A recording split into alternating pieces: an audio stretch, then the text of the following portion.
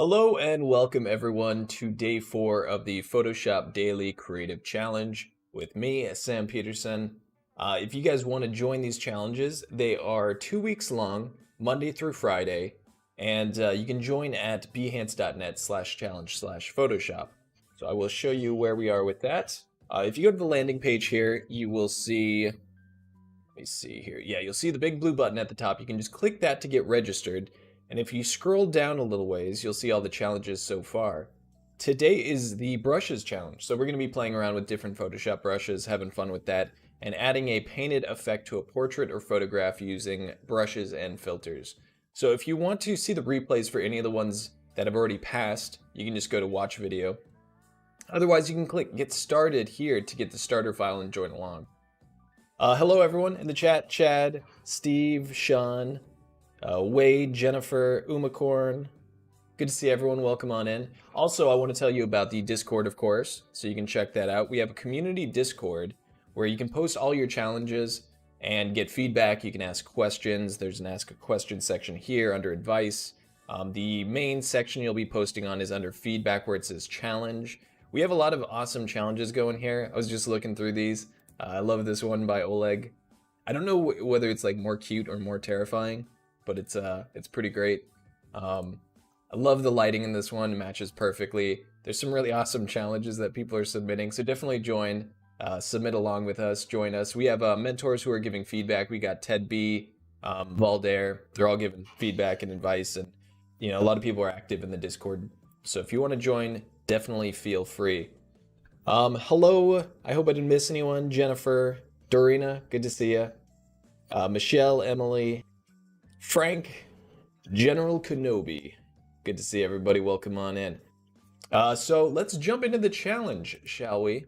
Today we're going to be doing some fun stuff with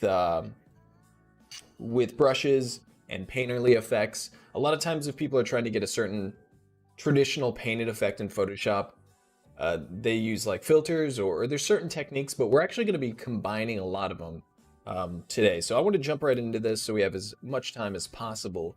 But first, what I'm going to do is what we've been doing a lot on these challenges, which is cutting out our main subject and separating it from the background to give us a little bit more freedom. So what I want to do is I'm grabbing my quick selection tool and I'm actually just going to click select subject at the top here. It's a very clean background, so this should do a pretty good job. But what I want to do after is click select and mask to see how much it got it, and that's a really good selection. If I want to refine any hair or anything like that, I can do so by clicking the refine edge brush tool and just dragging right along the outside of that hair. We've been doing this a lot. This is whenever you have complex edges, mostly with fur and hair, this is the tool to use. And I hope you guys don't hear that in the background. They decided the second I pressed the live button, some heavy power tools just went on outside, but hopefully my AI thing is doing a good job of cutting it out. Let me see. Yeah, I accidentally selected the head there a little bit, so I'm going to try that again. I want to keep that part of the head. Yeah, that's pretty good. For my purposes, this doesn't even matter, to be honest. We don't need a clean selection for here. You could have like a really sharp edge, but I just want to show you how to do that because it's something I find myself using all the time and it's very useful. So we cut that out, and now what I want to do is create a background. So I'm going to create a new layer, Control or Command Shift N to pop that up, and I can call this just background. You can also go up to layer, new layer here if you want to do it manually. I like to use hotkeys for any repeated actions. Definitely a good habit to get into. Sounds great. Awesome. Man, technology. It's just the best. That's like the coolest addition I think I've ever been able to use. Perfect for my needs. So let's drag this this layer below the portrait here. And I'm going to fill it in with, I don't know, just a color like this. One thing I notice is the hair bothers me. A lot of times when there's these complex selections with hair, sometimes it gets this kind of like really light edge. And again, for this purpose, it doesn't matter. But I like to show this because I think it's very useful to be able to take these options that Photoshop has with these like kind of AI driven tools, but you know, tweak it if you need to. So a lot of times what I do is I take a multiply layer and I kind of darken down those hairs just to match the rest of it. I'm just doing a really quick and dirty job of this. I can lower the opacity on my brush. It's a bit aggressive right now. Maybe something not so dark. But I like to manually clean up my edges sometimes. Again, for this one, not necessary, but I like to do that occasionally. So I'll leave that like that. Now, I created this background and we're going to be going for a painterly look. I'll get back to that in a moment, but first let's go in and edit this photo to prep it to be painterly, to look painterly. So I'm going to convert it to a smart object, right click the layer, convert to smart object, just to be non-destructive. We're going to be doing some stuff to this. Let me move this out of my way here.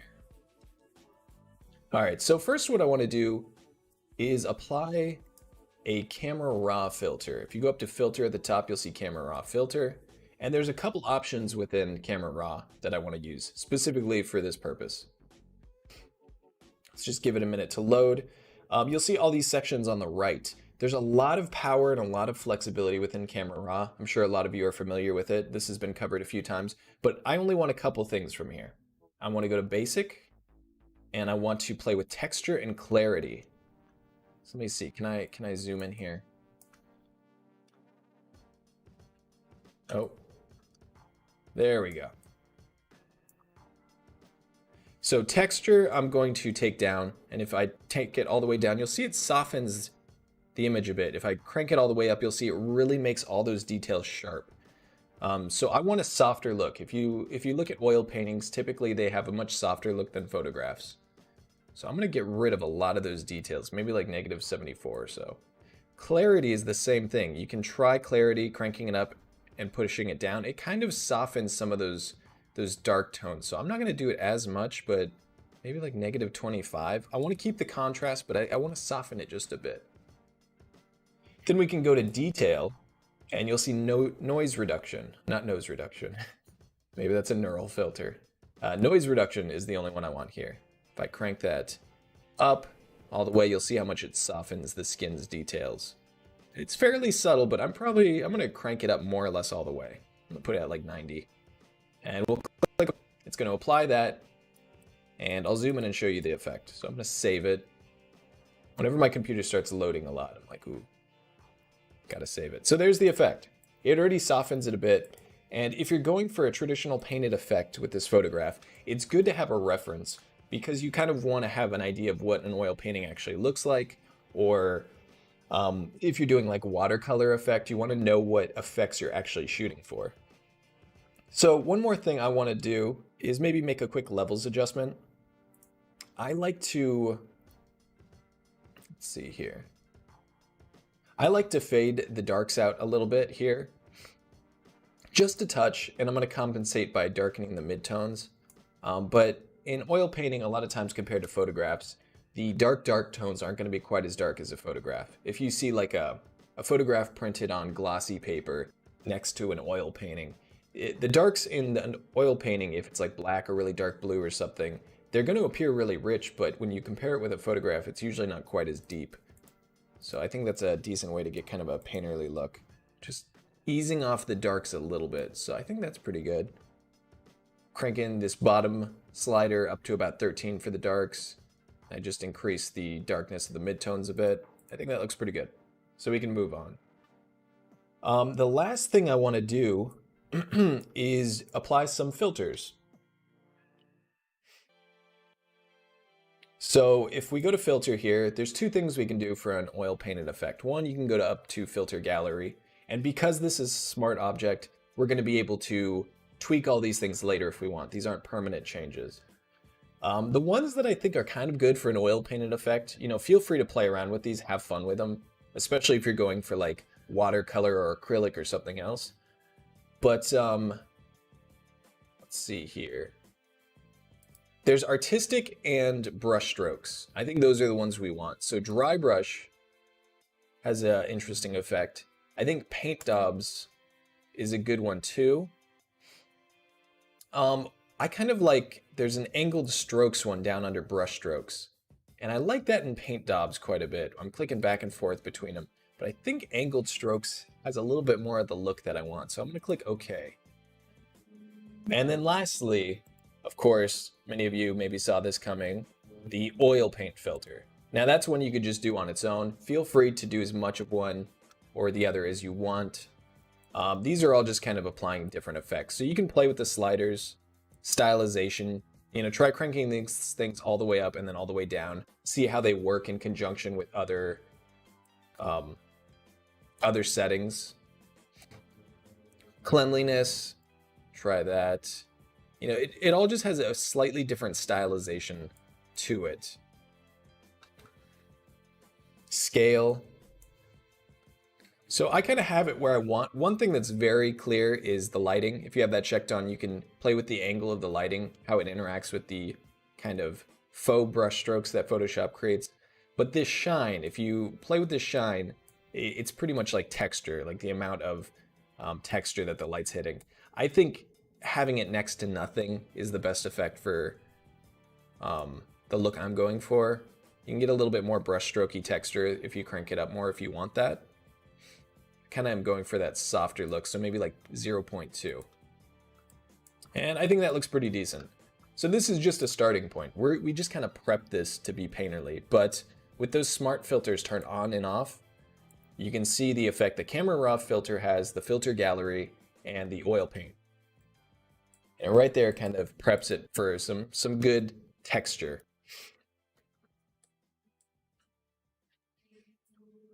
Van Gogh style painting. Yeah, you want to have something in mind. And actually, it's good that you bring that up because I looked up a painting by Anthony Van Dyck, a painter who I really like. And, if you can gain some reference from this, that's really helpful. A lot of times you'll see soft edges, like this shoulder pad here. It's kind of this faded edge. A lot of times you'll see lost edges down in the darkness of these shadow areas. But I really like the background too, just that kind of textury background. So I'm going to use this as a reference. And the reason I bring that up is because you want to be actually pulling this from somewhere. You want to be mimicking an actual look. So I'm going to be trying to mimic a little bit of that Anthony Van Dyck painting. But before we get into the really painterly effect of this is kind of where brushes come in as part of this challenge. So let me show you what I mean by that. I want you guys just to have fun here, kind of go nuts. Create a background, create this on its own layer, and then just play with different brushes, different effects. Try to tone the background in a painterly way, whatever effect you're going for. I have that reference from the Van Dyck painting.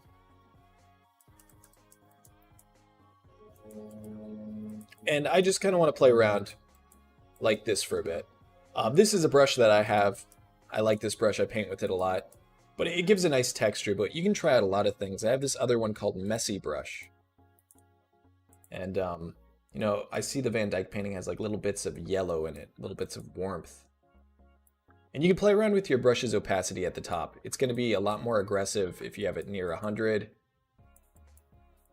So just keep that in mind. You can kind of control it exactly where you want. But I like the texture that this brush gives. Let's try something more than 35. I'll go to 46. It's a little bit more aggressive.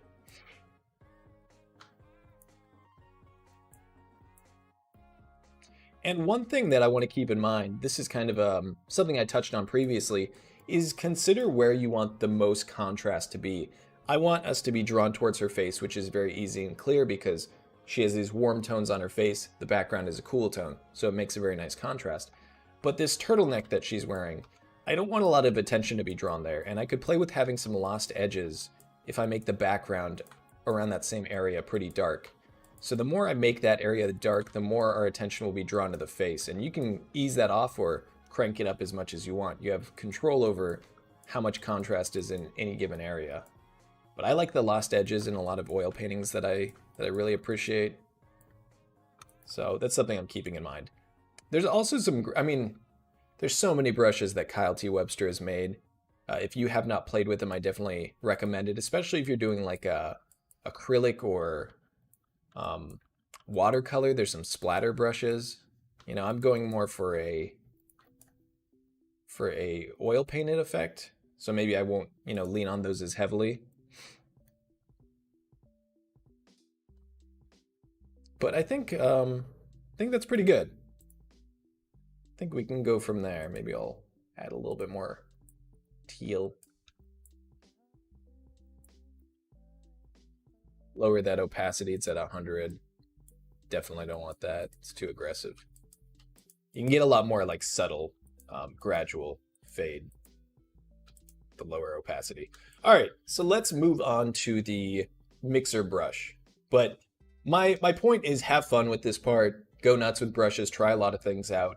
What we're going to be doing next is trying out the mixer brush. So I'm going to make a new layer. We're going to output all these strokes to a new layer. Call it mixer. If you click and hold on your brush tool, you can select all the different ones within that category. So I'm going to click on mixer brush tool. Now use any brush you want. This is my main painting brush that I use. You can see what it does. It's a pretty aggressive effect potentially, but go up here at the top and make sure these settings are kind of like mine. So there's this left brush here that says load the brush after each stroke. I want that off. And if you have the clean the brush after each stroke, I have that checked on. So I found that gives me the best results. You can play with those, but I feel like this is more of the natural kind of painterly look that I'm going for. You can do like presets for dry, light load, heavy load, moist. You know, it's different amounts of like wetness and blending. But I have mine at wet 15, load 15, mix 50, flow 50. I may tweak these up or down, primarily wet and load, just depending on how like dramatic I want the effect to be. And then I have sample all layers checked on here. So even if this is a new layer with nothing on it, it'll sample all these layers. And then I have this little thing checked here, which is always use pressure for size. So if that's, I believe for the tablets, if you're using a tablet at all. Now you can definitely do this with a mouse. If you have a larger brush size, you're gonna get a more dramatic effect. If your brush size is a bit smaller, you're gonna have a smaller, or you're gonna have a more gradual effect. But what I've noticed about oil paintings that I really love by artists that I follow is I love how soft the hair is. So I like just softening edges. I think oil painting compared to photography, a big part of it is that softness. Now you want to make sure you do have hard edges. You don't want to go too crazy, but overall, all the edges are a little softer. This looks quite digital to me, this edge here. So what I want to do is just kind of have fun going over it vertically. Like I'm following the line here. I'm not doing this, which you can. You can kind of lose edges by doing this, you know, back and forth. And it kind of has a cool like wispy look to it. But what I want to do is just kind of go back and forth over that edge. I can even just wiggle it back and forth like this, you know, and it essentially blurs it a little bit, but it makes it look more like paint in my opinion. Like oil paint. So one thing I want to do is just go over all the edges and clean them up. But if you do make a mistake and it looks like that lighting shouldn't be here, this is on a new layer, so you can just erase it. So if you ever go too far or you do something too drastic, just erase it off. It's all kind of maintained on its own layer, so it gives you a lot of control. And I say going big is probably the best bet here. Like, don't be afraid to do some big brush strokes like this. You know, you kind of want to go with the form. Imagine that you're actually painting this. You kind of want to go with the form of the face. But don't be afraid of doing some like large, you know, large brush strokes that are very, very dramatic.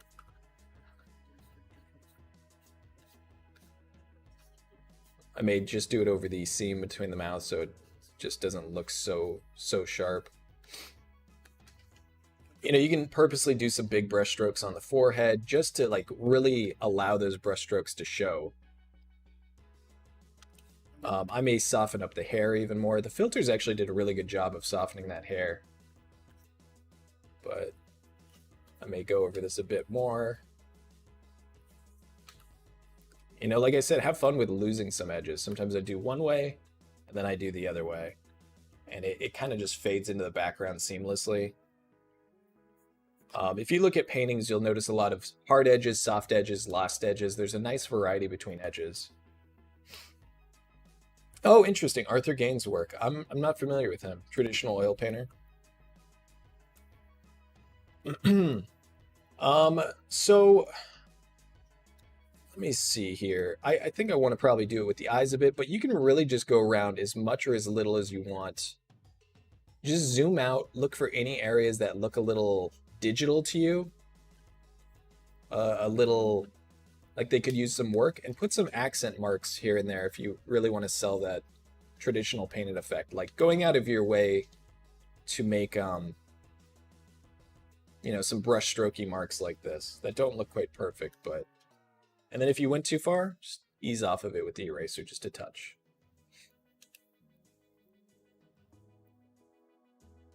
So one thing I want to do, and I really want to go nuts with this, is the turtleneck.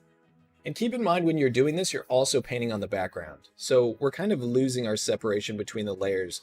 And this is why I wanted to do the background first. But I want to soften up all this. If you do upstrokes from the canvas, you'll get some weird colors, so try to avoid that. But I want to get some lost edges in this turtleneck. So I'm actually just pulling it out. You can see like that. And then doing it the other way, vertical.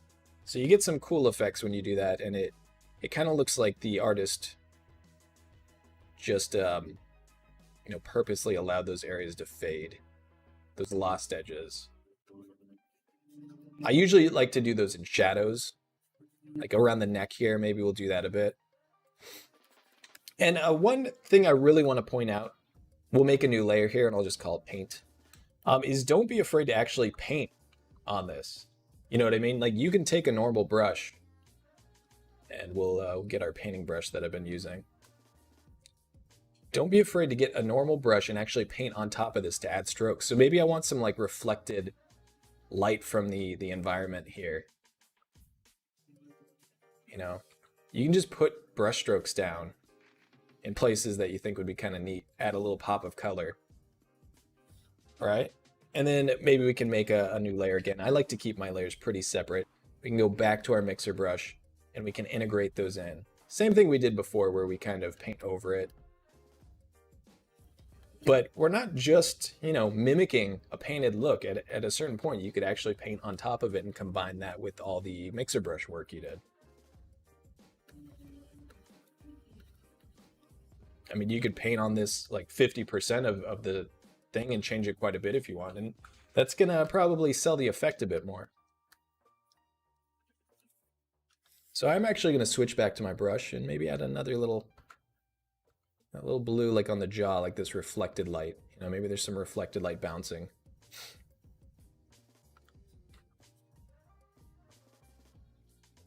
And then just kind of blend those in. Erase off if I went a little too far on it. But that's the goal. You can spend as long as you want on these. You can get some pretty cool effects. I just go through it and try to fix up any area that I don't think has enough of that effect. And I think that's looking pretty decent. I would probably want to push the effect a bit more. I still think it looks a little too crisp, a little too digital for my purposes. So I would just keep working away on this. And of course, I'll post this on the Discord. You can also add a little bit of a texture on top of it. Set it to multiply, ease off the opacity a bit, a canvas texture. I think that can look kind of cool. But yeah, that is pretty much it. So we kind of went from, let me see if I can do this real quick before we gotta go. We went from this to this. And again, if you really want to push that painterly effect, just make a bigger brush, do more brush strokes, really push that look. So that's the goal. If you guys want to join us, you can post in the Discord here. This is where we're going to be reviewing all the challenges. And I look forward to seeing your guys' paintings for these challenges.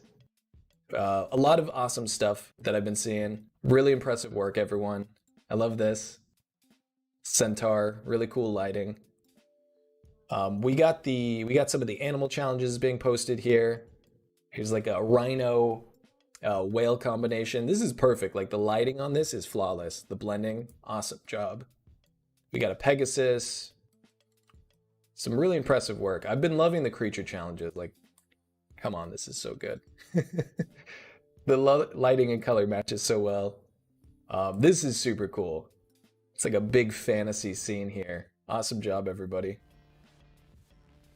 Ooh, I love these ones too. You guys have been doing great with this. The faded contrast to really make this look like it's way off in the distance. Yeah, that's great. I love these ones with the length on them because you can even fade the background more than the foreground, which even adds to that effect more. So these are awesome. You guys have been killing it. So I'll go ahead and share my challenge in the Discord soon. And I look forward to seeing anyone who wants to post those. So join the challenges if you want. You can go to the landing page. You can get the Discord there. You can get the challenges there. And we will be back tomorrow for another challenge. So thanks for hanging out today, everyone. It was nice to see you, Stony, Steve, Wade, Valder, Umacorn. Thanks so much, everyone. I will see you all next time.